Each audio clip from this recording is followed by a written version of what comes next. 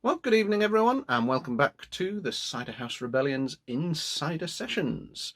I am joined, as always, by my colleague, Mr. Adam Summerhays. Good evening, sir. Hello, how are you doing? hello, Murray. Good. Cheers. I hope everybody's got a glass of their favourite cider. Way ahead of you there. Way ahead. Excellent. Well, we've got a really quite an exciting show for you today. We've got an exclusive. More of that later. We've possibly got Jeremy, I think. Yes, Jeremy's answering questions from his fans. Yes. This week. Is his fan Jessie by any chance? No. Jessie, I don't know if she is his fan really. He's quite an irritating chicken at times. No, he's as those of you who have engaged will know, he's got a list of questions from InCider viewers, of which 2 have been chosen. I don't even know what's coming, so, well, nothing new there. Anyway, I suspect we ought to get on with the first tune, I think we should. I can never remember the name of this one, Adam. What's it called? Well, I do know the name of it, and also I've got something to help Murray remember next time. As you can, those of you who aren't Murray, who cannot see this, will be able to tell. This is a mouse. It's Stripy Mouse, actually. It belongs to my wife. Okay. This is a jug. This is Stripy Mouse in a jug. The tune is called Mouse in the Jug. Look, there it is in the jug. Mouse in the jug. You never know. Even I might remember that. I think we'll find you could. out. I actually, first time I heard this tune was from the lovely Karen Tweed. I had some pupils of mine were at, I think it was at the Folk Beat Festival in Derby when it existed. Derby still exists. Derby does still exist. Thank you, Adam. I was thinking that just as I said it, but I can trust you to point it out. Thank you. Well, yeah, they went to a workshop with Tweed, and she played this tune. It's rather nice. This is a jig.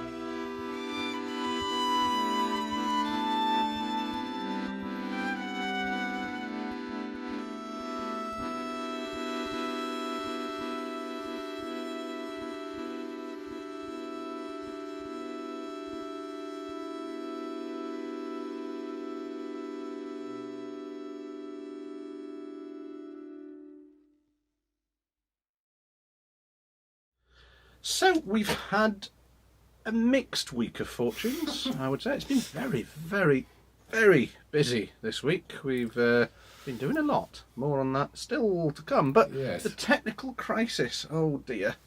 It's been very exciting. It's been very exhausting. Amongst children, obviously. So we, as you know, listen to each other through the telephone. That's how we are managing to play in live sync together. And we've been using, I've been using an old cordless phone. I've had it for years, and it seemed, when we started this experiment, perfectly acceptable to break into it and start getting the soldering iron and all the rest of it. But we did find that battery fade out was causing one or two issues. So, good idea. Let's buy an old, a standard plug-in line telephone. Which is what I'm using, because my radio phone was rubbish from the beginning, and the plug-in one works fine. Yeah. So, brilliant. Ish. What could possibly go wrong? Everything, basically, went wrong. We spent on, I can't remember which evening it was, we did 4.5 hours mucking around with the phones, desperately trying to be able to hear each other properly. You could hear each person individually fine, unless the other one started playing, at which point, absolute chaotic nightmare. I mean, I've not tried this phone as a normal phone, having a telephone conversation. It's ripped to pieces. I've taken all the inners out and all the rest of it, but I can hear my voice. Obviously, it was me playing, but so loud and hardly a word from the other end. I can't imagine it works as a telephone. Yes, it's very good. But eventually, we decided that was not helping. Murray had the sudden brainwave that if he kept his cordless thingy sitting on its handset charger, then it wouldn't run out of battery. Yeah, absolutely. The silly thing was, of course, in the beginning, as it were, cordless phone, grab the handset, stick it outside the studio. Excellent, there we go. Why would I move the bass? But in order to make this new phone work, I had to get an extension cable, a telephone extension. So then I could move the cordless. So out of massive crisis, we ended up a little bit better off. A little no bit battery better. fade. And I also bought 2 other plug-in handset, whatever they're called, to see if either of them were better. One of them was spectacularly worse, and the other is a bit better. So actually, we then suddenly recorded a couple of tracks where we could hear, and it was all very lovely. I mean, when I say hear, not well. It was like hearing somebody at the other side of a crowded party. But still. Yes, none of this is easy, but that certainly made it to the level of pulling hair out and borderline giving up. It was Yeah, it wasn't good. Anyway, thankfully we persevered and were able to record, well, what you just heard for a start. absolutely. And then a whole new level of difficulty turned up relating to the next track, which is very exciting, actually. It's a new band that Murray and I formed, I guess, with the other two in October last year, I think it was. We recorded October, blimey. God, yeah. We recorded an album.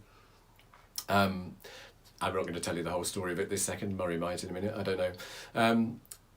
And we decided that we needed to. We're actually Artist of the Month on folk radio this month, so we needed a video to go out. So we thought, right, we need to do a video, because we didn't have one. We'd only actually recorded our album, not done anything. It's kind of difficult when you're in Derbyshire, I'm in Nottinghamshire. There's another member. Cormac's we'll say who's in it in a minute. But Cormac's in Cormac's Yorkshire, and I think it's Yorkshire, and so. Molly's in Ireland. Yeah. So we had to do this differently. We couldn't do it over the phone using our normal technique. There's no way it would work with 4 people. So I chose a song from the ones that Molly and I had shortlisted. Molly's the singer, had shortlisted for the album. She sang a rough version, sent it to Cormac, who is our bowron player, He got the feel from that, put down a rhythm track. She re-sang over that, sent that to Murray, who combined both of them. Then he put in the accordion. Then all that came to me, and I put in me. And then Murray mixed the audio, and I put together the videos, which you'll see in a minute, which is all fine, except for the fact that I wanted to create some cool video effects, or at least ones I thought were cool, and so much so that my computer then needed just over 7 hours to process the video. Also, it wouldn't play the video in real time as I was editing it, so I couldn't see what was going on. Could only judge what I'd done. 6 minute long video. Yeah, 7 hours of rendering for a 6 minute video. So I could only tell if it worked once I'd rendered it. So the first time I looked at it, yeah, that's really good. Just want to tweak a couple of things. Back to the drawing board to tweak them. And at the same time, Murray sent me the completed audio, which I'd only had a kind of a rough mix before to put the video in sync with. So I then reprocessed that, only to discover that for some reason it had come out at a different point, the audio, which I hadn't noticed. So then the audio track was completely out of sync with the video. This I come down to find in the morning after it was processing all night. Then I processed it again and discovered I'd misspelt the title of the video and had to process it again. So that's not far short of 24 hours of processing. So I hope you enjoy it. Yeah. We do have a solution. I worked it out that if both of us could get a nice shiny new Mac Pro each, this would be easier. So if anybody out there feels, that they would like to treat the Ciderhouse Rebellion, each computer I worked out would cost £11,000. So if anyone happens to have £22,000 spare, just drop us a message. That'd be much appreciated. More realistically, it might be that we need a couple of people to chip in. Oh, okay. What, one each? Yeah, one each. Excellent. Good. Right, here's the video. This one is by the Haar. I was to be the lead singer, but they said I was no good. It's called Anarchy Gordon, and it's like Romeo and Juliet, but with less sex and more, the same amount of death. There are no shoes in it.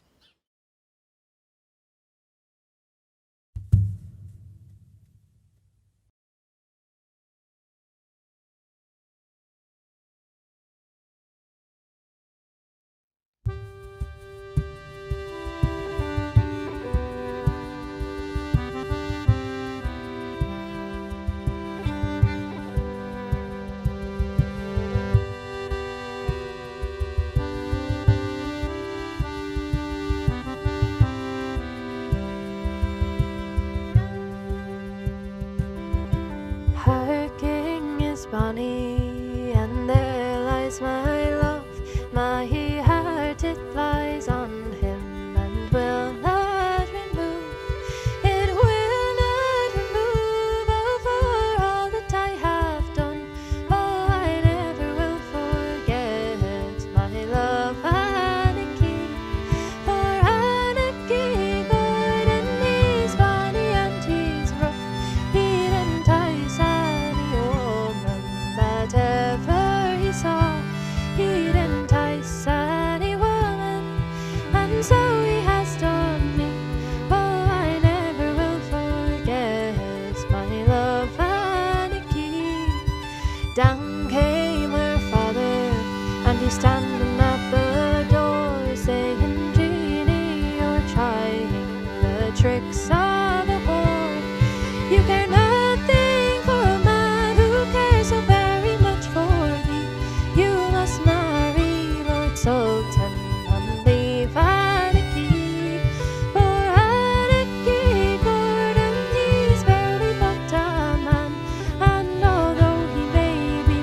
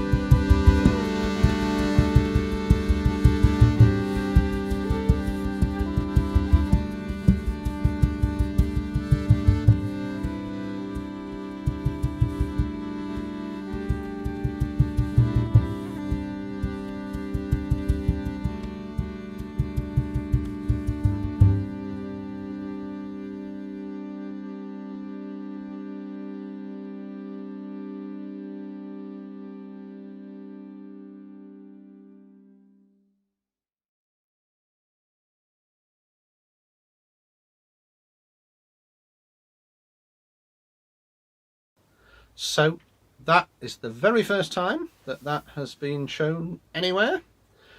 World exclusive tonight, the Haar. We have a new album, the Haar. It's coming out on the 5th of June. I happen to have a sneaky copy. There it is.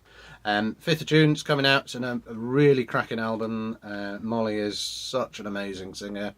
So Molly Donnery singing, Cormac Byrne on bowrons and percussions, the incomparable bowron player. You'll know him from Show of Hands and all sorts of other things. And then Adam and myself. The pre-order link is... That's somewhere. One of these days I'll work out where links go. But yeah, get it ordered. It's a cracking album. You won't regret it. And as you'll have heard, Jeremy was deeply involved with the entire process. He was about 4 or 5 days old when Molly came over in the summer to see me in Yorkshire to choose tracks, basically, choose what we wanted her to sing. And he was quite convinced he was going to be the lead singer, as he said, and therefore I thought you should hear a bit of his singing. Here it is.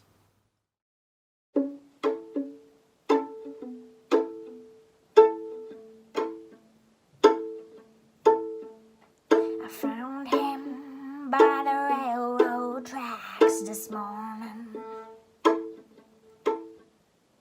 I could see that he was nearly dead.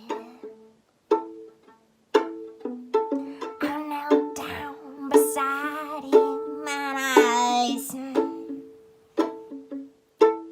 just to hear the words the dying fellow said. He said they let me out of prison down in Frisco. For 10 long years I've paid for what I've done. So, as you could hear, he does have some talent, but I think we made the right choice. However, a lot of you are becoming unreasonably fond of Jeremy, I've noticed, and also expecting him to answer some fairly profound and difficult questions. So, on your behalf, I talked to him earlier in the week.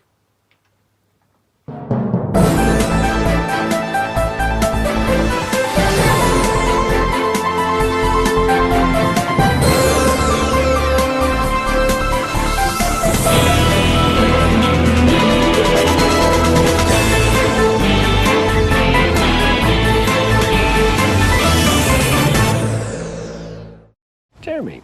Hello. Hello. Thanks for talking to us again. I've got some questions for you from your fans. Questions for you. From me? Yes.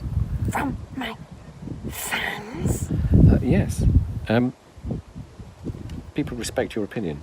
That's because I'm a fabulous bard, wise, sage bard. Not Sage? sage. Yeah, sage Not is sage. more about stuffing, isn't it? So your first question, Yes. why are chickens significant Easter animals when the rabbits are the ones taking credit for delivering the Easter eggs? Is it because chickens are yellow? And why isn't Jeremy yellow? I appreciate that's more than one question. I live with a rabbit.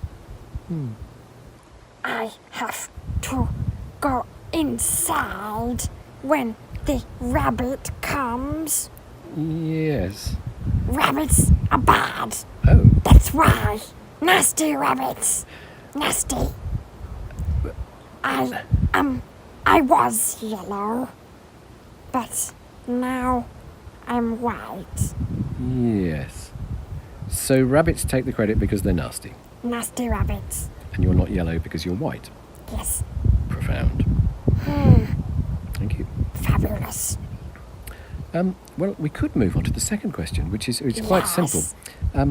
Why is orange jam called marmalade? Because chickens can't say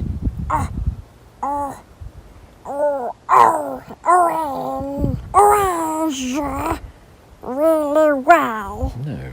So we call it marmalade. Marmalade. Yes, thank you. And chickens invented it, did they? Yeah, You invented marmalade. I did. Thank Jeremy Bad. you. Jeremy, thank you so much. Yes.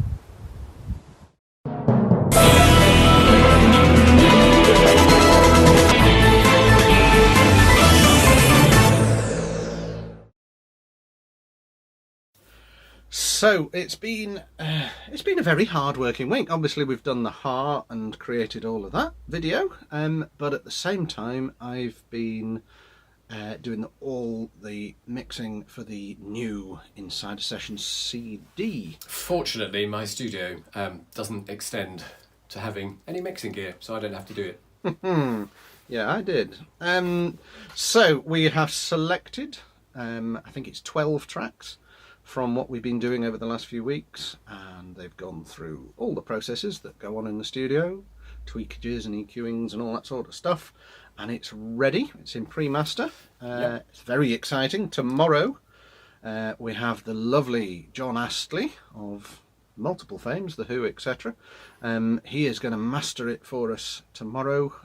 It's very exciting. He's mastered quite a lot of our product recently.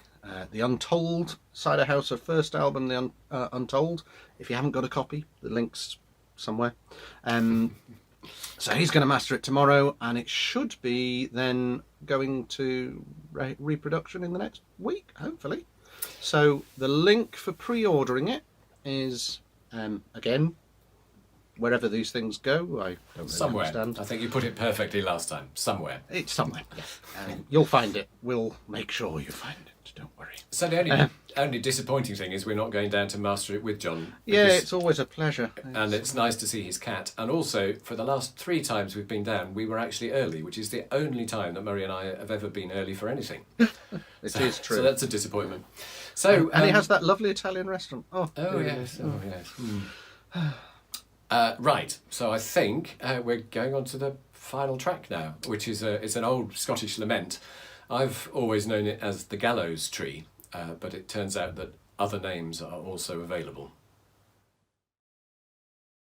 This one is called the Gallows Tree. Not nice.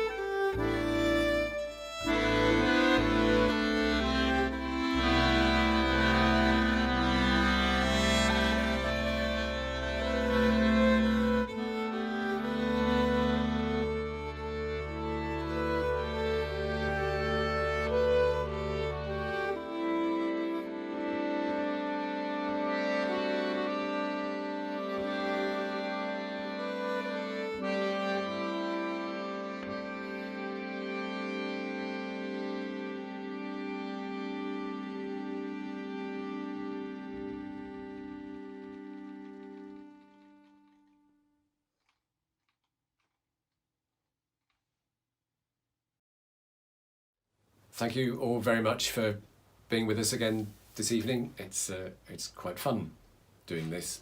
If anybody feels like buying us a traditional coffee, the link is in that somewhere that Murray keeps talking about, but that's bye-bye from me.